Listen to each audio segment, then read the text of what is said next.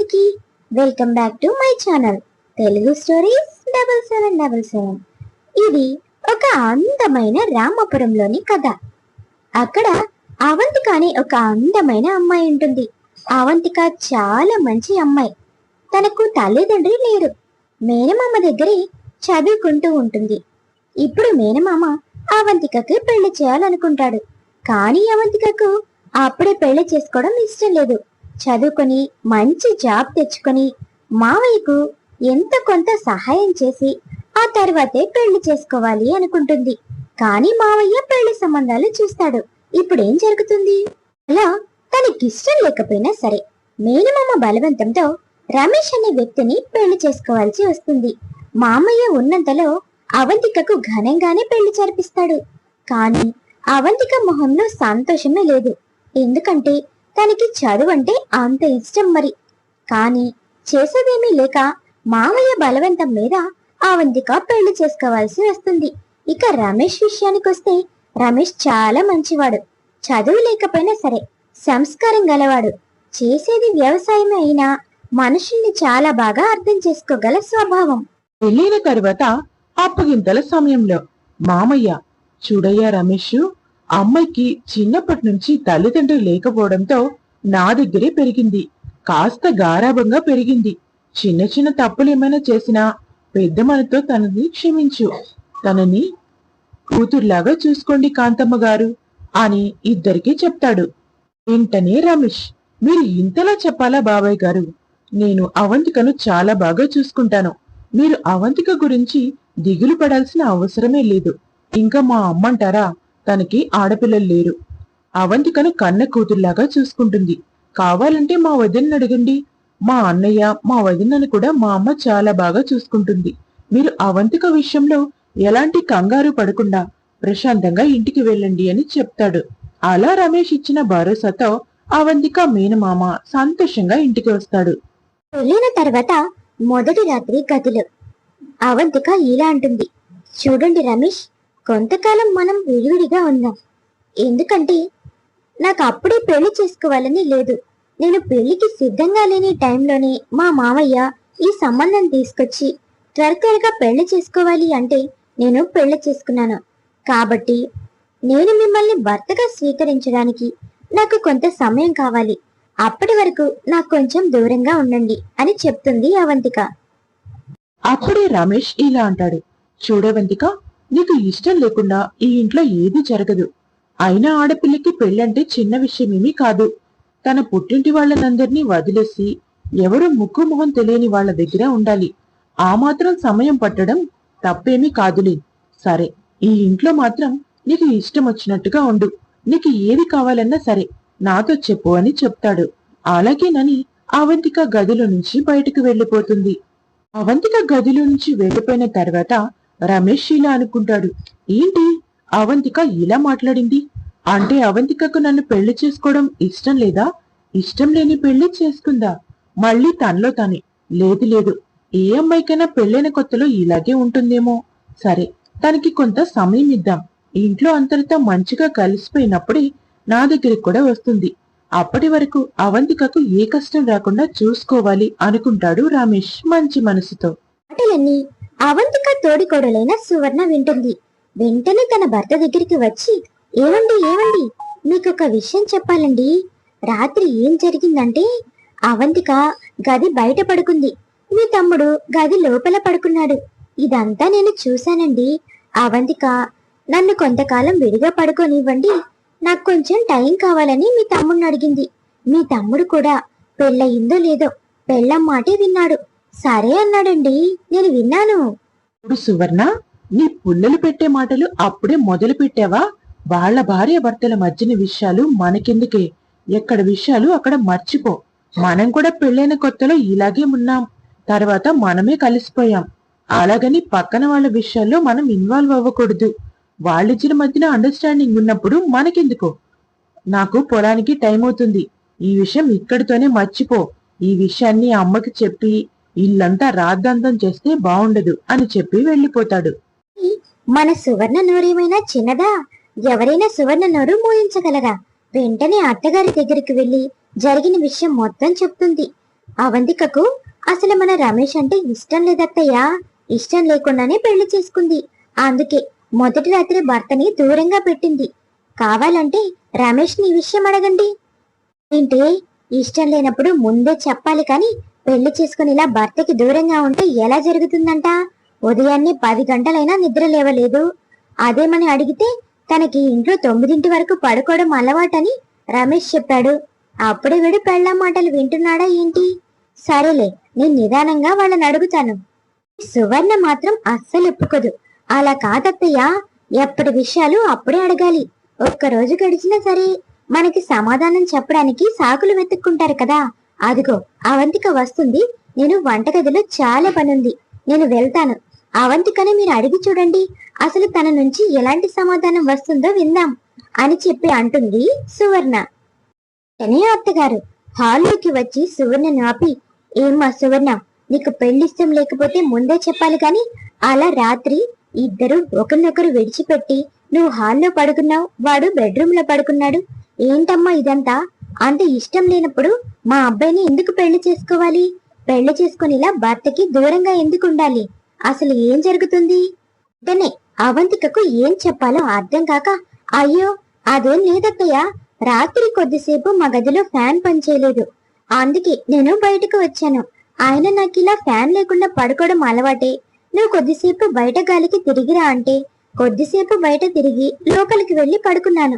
నేను బయటకు వచ్చినప్పుడే మీరు చూశారు, లోపలికి వెళ్ళినప్పుడు చూసినట్టుగా లేరు. అందుకే అలా మాట్లాడుతున్నారు.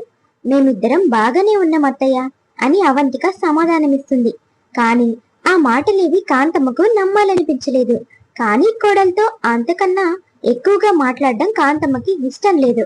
అందుకే సైలెంట్ గా ఉంటుంది. అయ్యో, ఏంటి ఇలా జరుగుతుంది? పెళ్ళైన మొదటి రోజే అత్తగారికి నాపై చెడ్డ ఆలోచన వస్తుంది. అయినా నేను ఇష్టం లేని పెళ్లి చేయొద్దు మావయ్య అంటే మా మావయ్య ఇదంతా చేశాడు. అటు చదువు మానేయలేక, ఇటు భర్తతో కలిసి జీవించలేక అసలు ఏం చేస్తున్నానో నాకే అర్థం కావడం లేదు. మైండ్ అంతా పిచ్చి పిచ్చిగా ఉంది. ఇక్కడ వాళ్ళందరూ నన్ను తప్పుగా అర్థం చేసుకుంటున్నారు. ఇప్పుడు ఏం చేయాలరా భగవంతుడా అని తనలో తనే బాధపడుతూ ఉంటుంది అవంతిక. ఒకరోజు రాణి వచ్చింది. అవంతిక బావగారైన సురేష్ కూడా అవంతికపై కంప్లైంట్లు ఇవ్వడం మొదలు పెడతాడు. ఏంటమ్మా, నీ చిన్న కొడల్ని నువ్వు అసలేం పట్టించుకోవా? తని ఉదయం ఎప్పుడో నిద్రలేస్తుంది, ఇంట్లో ఒక్క పని కూడా చేయదు. పనంతా సువర్ణ ఒక్కతే చేస్తుంది. తనకి మాత్రం 4 చేతులు ఏమైనా ఉన్నాయా? తనలాగా 2 చేతులే కదా. 3 పూటలా ఒక్కతే పని చేయాలంటే ఎలా కుదురుతుంది? అలాగని నిన్నేం పని చేయమనడం లేదు. ఇద్దరి కోడళ్ళున్నప్పుడు పని కూడా ఇద్దరూ చేయాలి కదా. సువర్ణ అంటే పాపం ఒక్కతే కష్టపడి పని చేసుకుంటుంది. నీ చిన్న కోడలికి నువ్వింకా ఏం చెప్పవా? పెళ్ళై నెల రోజులవుతున్నా ఇంకా కొత్త కోడలేనా? ఏరా, నాకు ఏం అర్థం కావడం లేదు. ఆ పిల్ల వ్యవహారం ఏంటో. అటు నీ తమ్ముడితో కూడా సరిగ్గా ఉండడం లేదు, ఇటు ఇంట్లో మనవాళ్లతో కూడా సరిగ్గా ఉండడం లేదు. ఎప్పుడు ఏదో కోల్పోయినట్టు కూర్చొని ఉంటుంది. అసలు ఆ అమ్మాయి వ్యవహారం ఏంటో వాళ్ళ బాబాయిని పిలిపించి అడిగితే కాని తెలియదు. ఆయన్ని పిలిపించి పిల్ల మారింది, లేదంటే మీతో తీసుకుని వెళ్ళిపోండి అని చెప్పాలి. సరే, ఇంట్లో పనిలో నేను సాయం చేస్తానులే, నువ్వు వెళ్ళు అని సురేష్ ని పంపించేస్తుంది. సువర్ణ రమేష్ దగ్గరికి వచ్చి, ఏంటయ్యా రమేష్, మీ ఆవిడ ఇరుగు పొరుగు అని ఉండదు, అత్త తోటి కొడలు అని ఉండదు. సరే, మాతో మాట్లాడకపోయినా సరే ఇంటి పనిలోనన్నా కాస్త సహాయంగా ఉండాలి కదా. పొలం పని చేసి ఇంటి పని చేసి నేనేమైనా మనిషినా రోబోనా? మీ ఆవిడకి చెప్పయ్యా కాస్త ఇంటి పనుల్లో సహాయంగా ఉండమని, ఉదయాన్నే నిద్ర లేవమని. నా వల్ల కావడం లేదు. మీ అమ్మక వయసైపోతుంది. తన ఇంటికి కొత్త కదా, అందుకే ఇలా ఉంది. కొద్ది రోజులు టైం ఇవ్వండి, తను సెట్ అయిపోతుంది. తనతో నేను మాట్లాడతాను. ఇకపై మీకు ఇంటి పనుల్లో వంట పనుల్లో తను సహాయం చేస్తుంది. సరేనా వదినా? మీరు ఈ విషయాన్ని ఇక్కడే వదిలేయండి వదినా. మళ్ళీ అమ్మతో చెప్పి అమ్మతో తిట్టించకండి. తను ఇప్పటికే చాలా బాధపడుతుంది అని రమేష్ చెప్పడంతో సువర్ణ అక్కడి నుంచి వెళ్లిపోతుంది. గదిలోకి వచ్చిన రమేష్, చూడండి అవంతిక, మీరు మీ ఇష్టం వచ్చినట్టే ఇక్కడ ఉంటున్నారు. నేను మిమ్మల్ని నా భార్యగా ఉండమని అడగడం లేదు. కానీ కనీసం ఇంటికి కోడలిగా మీ బాధ్యతలైనా నెరవేర్చాలి కదా. అమ్మలో వయసులో పెద్దది. అమ్మ ఇంట్లో పనులు చేయలేదు. వదిన ఒక్కటే ఇంతమంది పని ఎలా చేయగలుగుతుంది? వదినకైనా సరే మీరు ఇంటి పనుల్లో వంట పనుల్లో సహాయంగా ఉండండి. అప్పుడే మిమ్మల్ని ఎవరు ఏమీ అనరు. లేదంటే ఇలా రోజుకొక కంప్లైంట్ వస్తూనే ఉంటుంది. ఈ రోజు మా వదిన కంప్లైంట్ చేసింది, తను ఒక్కతే ఇంటి పని చేసుకోలేకపోతున్నాను అని. దయచేసి ఈ రోజు నుంచి ఇంటి పనుల్లో సహాయంగా ఉండండి. కాదండి, ఈ ఇంటి పనులు ఎలా చేయాలో నాకు తెలియదు కదా. వంటల్లో కూడా ఎవరు ఏ కూరలు తింటారనేది నాకు తెలియదు.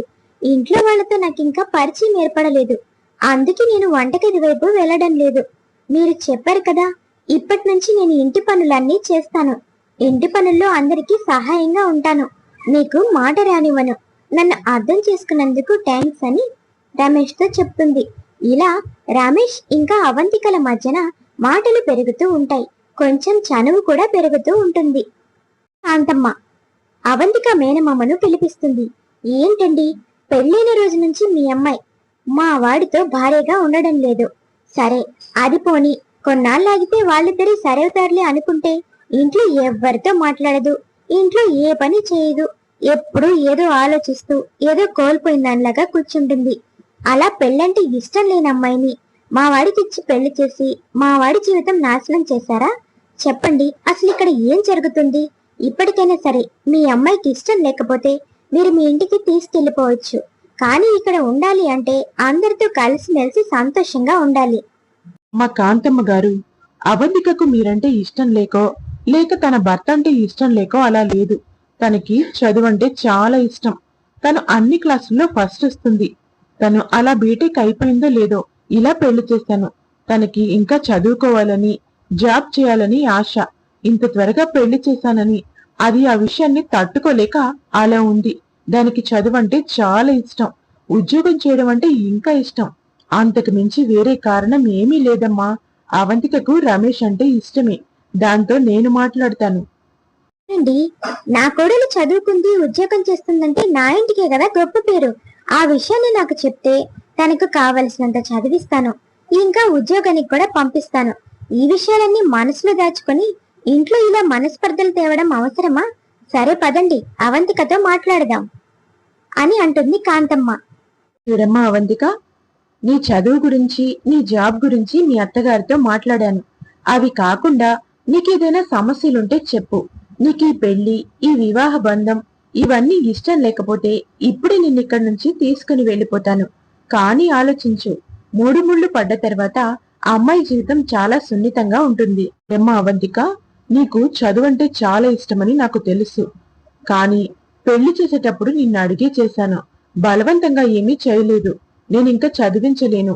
నువ్వు ఉద్యోగం చేసి డబ్బు సంపాదించి వయసు అయిపోయిన తర్వాత మళ్ళీ నేను నీకు పెళ్లి చేయలేను. అందుకే నా బాధ్యతను నేను నెరవేర్చాను. ఇప్పుడు నీకు ఈ అత్తారిల్లు ఇష్టం లేదన్నా, నీ భర్త నచ్చలేదన్నా మళ్ళీ తిరిగి నీ బాధ్యత నాదే. బలవంతంగా నువ్వేది చేయాల్సిన అవసరం లేదు. నీ మనసులో ఏముందో చెప్పు.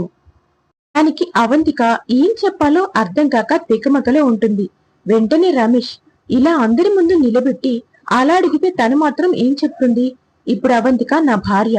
ఇకపై కలిసి ఉండాలా వద్దా అనేది మేమిద్దరమే నిర్ణయించుకోవాలి. అవంతికతో నేను పర్సనల్ గా మాట్లాడతాను అని అవంతిక చేయి పట్టుకుని గదిలోకి తీసుకుని వెళ్తాడు రమేష్. అవంతిక, నీకు చదువంటే ఇష్టం, ఇంకా చదువుకోవాలి, ఉద్యోగం చేయాలి, అందుకే ఇలా ఉన్నావు. అదైతే నీకు ఎలాంటి ప్రాబ్లం లేదు. మా అమ్మ కూడా నీకు ఉద్యోగం చేసుకోమని చెప్పింది కదా. నాకు కూడా నా భార్య చదువుకొని ఉద్యోగం చేస్తుంది అంటే గౌరవమే. ముఖ్యంగా అవంతిక, నువ్వంటే నాకు చాలా ఇష్టం. కానీ నీకు ఇవన్నీ ప్రాబ్లం కాదు, నీకు నేనే నచ్చలేదు అంటే నువ్వు మీ మావయ్యతో నిర్మోహమాటంగా వెళ్ళిపోవచ్చు. చదివే ప్రాబ్లం అయితే ఈ ఇంట్లో నీకు నచ్చినట్టుగానే జరుగుతుంది. ఇకపై మన విషయం ఎవరు మాట్లాడుకోవడం నాకు ఇష్టం లేదు. ఈ రోజుతో ఈ విషయం ఒక కొలిక్కి రావాలి. ఇప్పుడే అవంతిక మొదటిసారిగా గొంతు విప్పి మాట్లాడుతుంది. దుఃఖాన్ని ఆపుకుంటూ, చిన్నప్పటి నుంచి తల్లిదండ్రి లేరు, బాగా కష్టపడి చదివి మంచి జాబ్ చేసి నాకంటూ ఒక గుర్తింపు తెచ్చుకోవాలి అనుకున్నాను. మామయ్యకు సహాయపడాలి అనుకున్నాను. చిన్నప్పటి నుంచి సరదాలన్నీ పక్కన పెట్టి బాగా చదువుకున్నాను. ఈ రోజు నా చదువుకి తగ్గ ప్రతిఫలం వచ్చేసరికి మామయ్య నాకు పెళ్లి చేశాడు. అందువల్ల నేను మావయ్యపై కోపంగా ఉన్నాను. అంతేకాని నీపై ఇష్టం లేకో ఈ ఇల్లు నచ్చకో కాదు. నాకు ఉద్యోగం చేయడానికి పర్మిషన్ ఇచ్చారు, అది చాలు. మీరంటే కూడా నాకు చాలా ఇష్టం రమేష్. ఆడవాళ్లకు మీరిచ్చే గౌరవం అన్నా, అత్తయ్య మీకిచ్చే గౌరవం అన్నా నాకు చాలా ఇష్టం. ఈ రోజు నాతో ఉద్యోగం చేయించినా చేయించకపోయినా సరే, మీలో ఉన్న మంచి మనసు వల్ల నాకు మార్పు వచ్చింది. ఈ రోజు నుంచి నేను మీ భార్యని. మీరు ఎలా చెప్తే అలా వింటాను. మీరు ఉద్యోగం చేయమంటే చేస్తాను, లేదంటే లేదు. కానీ నా ఆశల్ని, నా కలల్ని గుర్తించి నీకు ఇష్టం వచ్చినట్టే ఉండమని చెప్పారు చూసారా, మొదటి రాత్రి. ఆ రోజు మీరు నాకు చాలా బాగా నచ్చారు. కానీ ఎవరితోనైనా నేను కలవడానికి నాకు కొద్దిగా టైం పడుతుంది అని చెప్తుంది అవంతిక. ఇలా రమేష్ ఇంకా అవంతిక ఒకరినొకరు బాగా అర్థం చేసుకుంటారు. తరువాత నుంచి అవంతిక ఇంటి పనులు చేస్తూ, అత్త ఇంకా తోటికోటలతో మంచిగా ఉంటూ, అలాగే ఉద్యోగం చేస్తూ అందరితో కలిసిపోయి చాలా సంతోషంగా ఉంటుంది. ఇలాంటి అత్తారిల్లు దొరకటం ఏ అమ్మాయికైనా చాలా మంచిది. ఇష్టం లేని అత్తారిల్లు కాస్త ఇష్టమైన అత్తారిల్లుగా మారిపోయింది. అందరికీ నమస్కారం. ఇది ఇవాళ కథ. మరొక ఆసక్తికరమైన కథతో మళ్ళీ కలుద్దాం. ఈ స్టోరీ కనుక మీకు నచ్చితే please like, share and subscribe చేసుకోండి. అలాగే మరెన్నో ఇంట్రెస్టింగ్ స్టోరీస్ కోసం మన ఛానల్ ని సబ్స్క్రైబ్ చేసుకోండి. ఈ కథలోని ప్రదేశాలు, పాత్రలు, పేర్లు ఎవరిని ఉద్దేశించినవి కాదు, కేవలం కల్పితాలు మాత్రమే.